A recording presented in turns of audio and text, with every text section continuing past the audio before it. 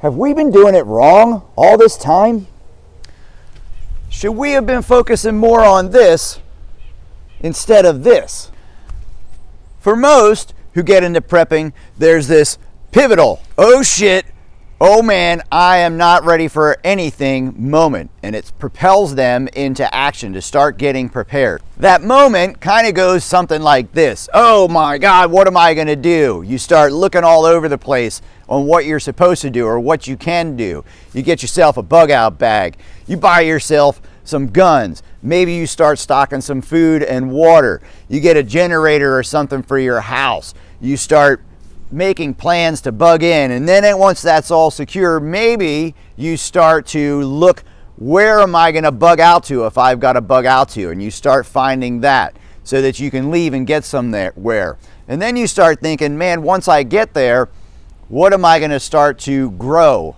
Have we been doing this all wrong? Should we had started with the shovel instead of the gun? There's a scene in the movie The 300 where Leonidas is talking about his troops, and the volunteers show up and they say, hey, we're here to fight. And Leonidas does something. He looks over at his compatriots. He's like, they're here to fight. And they all kind of chuckle. How long have you been fighting? And the farmer's like, or he says, what do you do? He's like, I'm a farmer.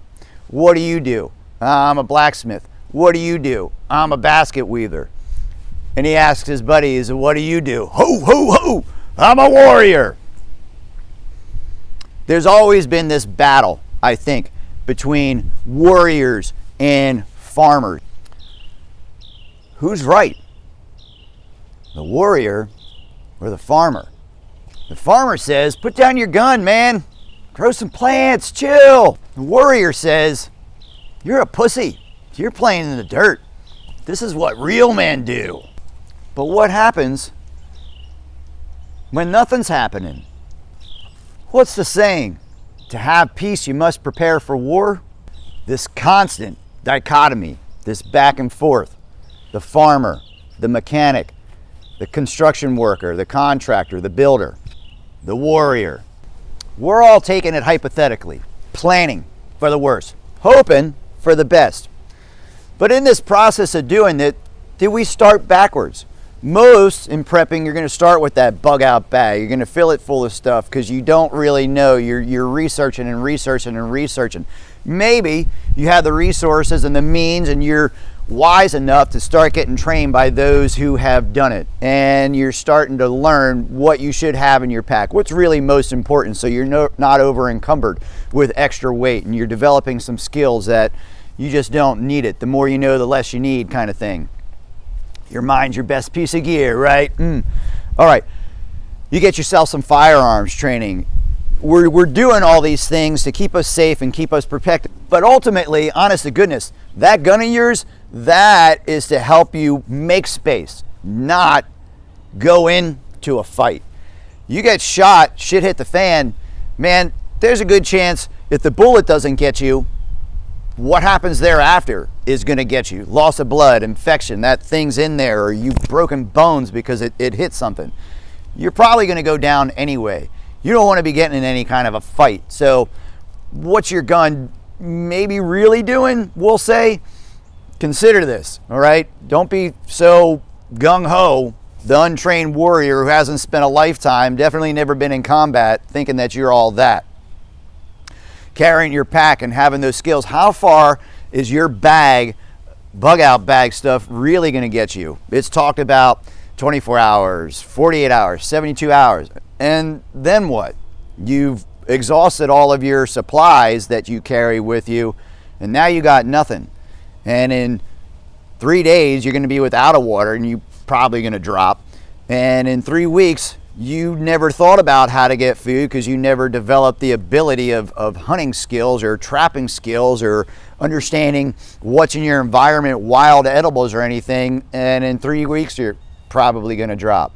So have we been doing this all wrong? Should we have had started with the shovel?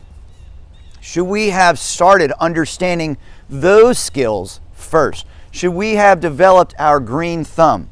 Should we have developed living off the land, hunting and trapping sustainably?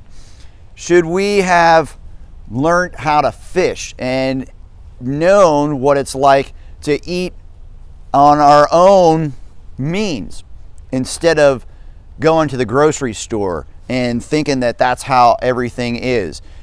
Who do we really think that we are, that we're going to be some super special person with all these warrior skill sets, and that is going to conquer the day in a shit hit the fan situation? So let's say it may be more like this. They're both important. Most are only concentrating in one area. That's the predominant prepper community, I really believe. That's really where seemingly all is starting. And then after they've done all that, they've spent years, maybe for me it's been years, a lot of money, a lot of training, a lot of time. It's what my skill sets are strong in. And now I've been lumped over the head with this insight, this blow up. Oh my gosh, I don't know as much as I thought I did. And it's like the more I know, the less I know. And I'm starting to look at my wife. She's the one with the green thumb. These are her projects out here and behind us. This is her world. This is what she loves. She's gotten some training to keep her safe, but this is what she loves to do. Me, I'm kind of the reverse. In a sense, we balance each other. We're a team in that sense. But the question is to you, have we done this backwards? Should we had started with the green thumb? Because if it all goes down, doesn't matter if some marauder gang gets you, if you manage to stay hidden and survive from them, then what? Do you really have enough food that's going to last you forever? What are you going to do when it runs out? Hey, if you really prepped up, maybe you're a Mormon. Maybe you've gotten their LDS manual and read like, hey, you should have a year's or two worth of food, and it shows you step by step every bit of the way of how to go about doing that. Shit hit the fan scenario happens, grid goes down, power's lost for several years or more. Who knows? We don't know. It's all hypothetical. Hope it never happens. Prepare for it happening. What are you going to do when all your food runs out and you've never prepared? You don't have the hunting skills. You don't got the gardening skills. You got no idea. What do you really think you're going to do? Think about this, folks. We may have been doing this backwards.